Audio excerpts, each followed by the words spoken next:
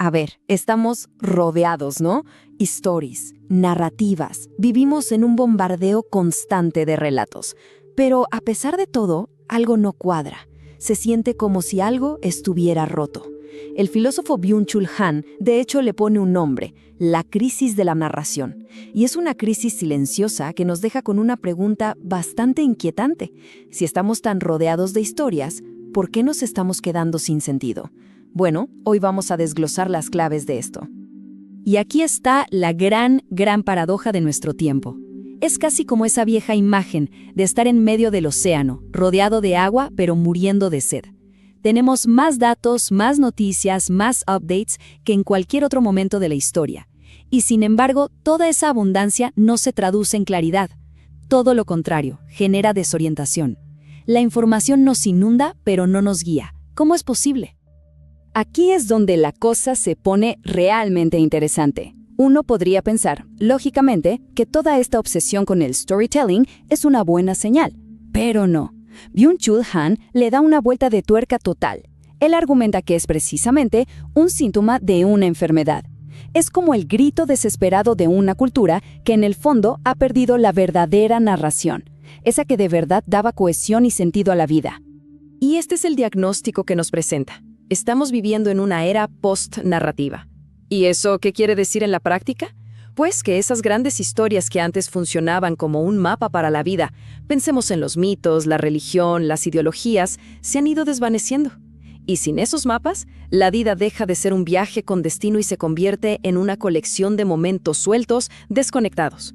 Un presente que parece infinito, pero que no tiene un hilo que lo una todo.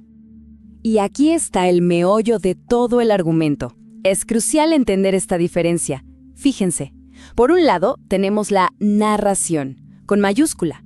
Pensemos en el relato de una tradición familiar o un mito que funda una cultura. Su función es crear comunidad real, transmitir valores. Ahora, del otro lado, tenemos el storytelling. Y esto es otra cosa. Pensemos en un comercial de 30 segundos que nos cuenta una historieta para provocarnos una emoción que dura ¿un minuto? Su objetivo no es transformar el mundo, es vender.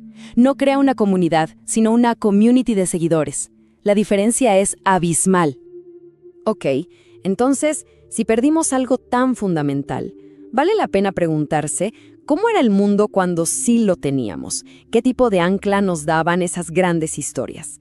Vamos a explorar un poco qué es lo que se fue quedando en el camino. Es que estas narraciones eran literalmente el sistema operativo de la sociedad. Daban a cada persona un lugar en el mundo, un propósito. El tiempo, por ejemplo, no era simplemente un reloj que avanzaba y ya. Pensemos en un calendario religioso.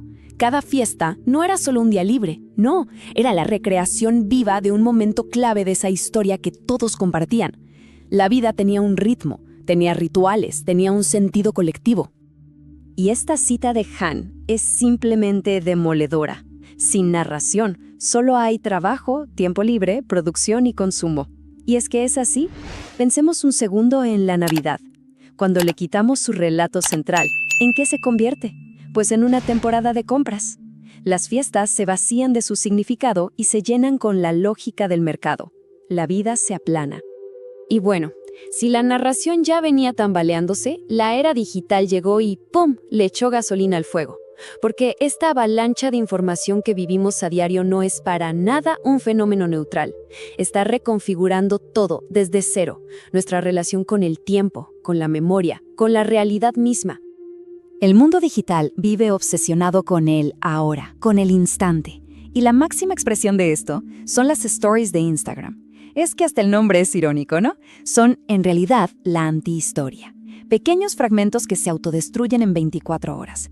No construyen nada duradero. Solo capturan un momento fugaz que se desvanece. Pensemos un segundo en el gesto físico, el scroll infinito con el pulgar. Es un movimiento casi nervioso, una búsqueda constante de la siguiente microdosis de novedad. Es exactamente lo contrario a la pausa, a la contemplación. Y una narración de verdad, una historia con peso, necesita precisamente eso para crecer.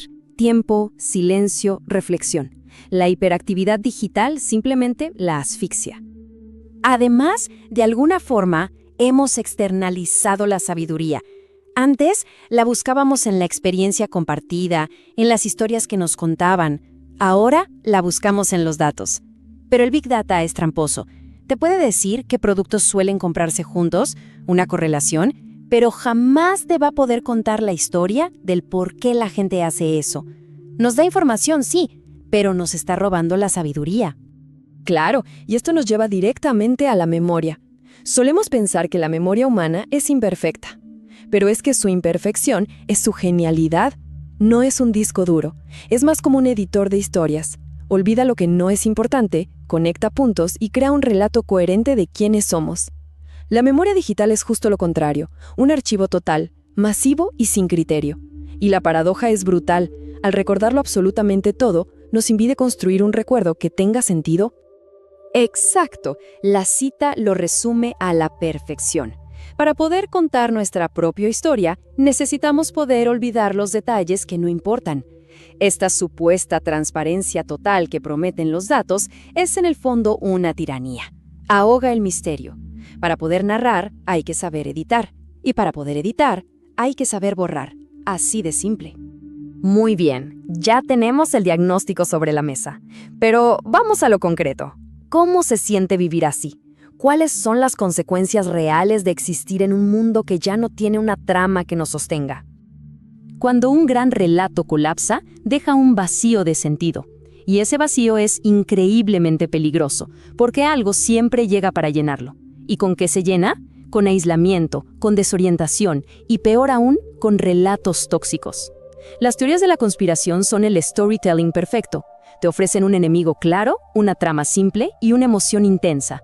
Son básicamente la comida chatarra de la narración, llenando el hueco que dejó la comida nutritiva. Y la narrativa dominante que ha ocupado gran parte de ese espacio es la del rendimiento, la que nos dice, eres un emprendedor de ti mismo, tu vida es un proyecto que tienes que optimizar siempre. El gran problema de esta historia es que convierte a todos los demás en competidores, no en compañeros de viaje.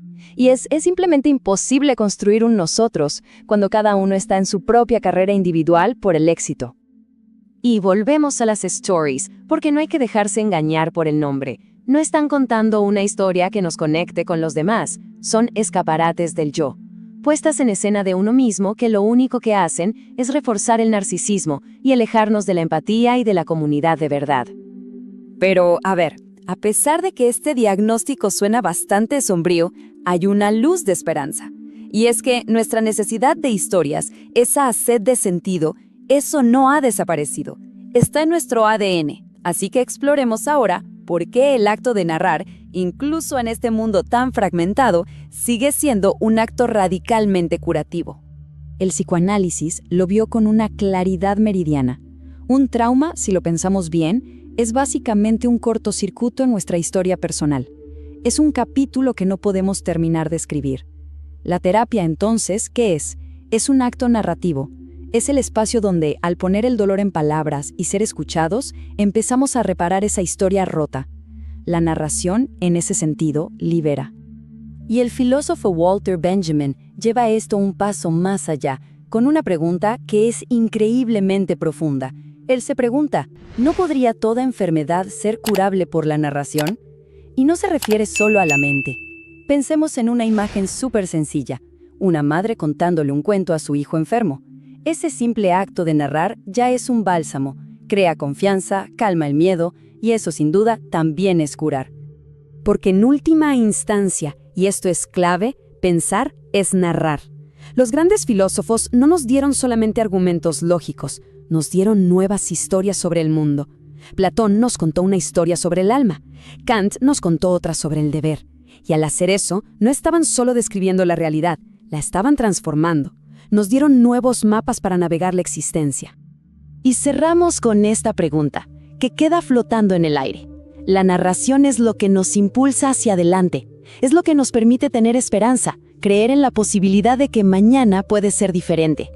Si la perdemos por completo, si nos quedamos atrapados en este presente de consumo, el riesgo no es solo perder el sentido, es perder el futuro mismo.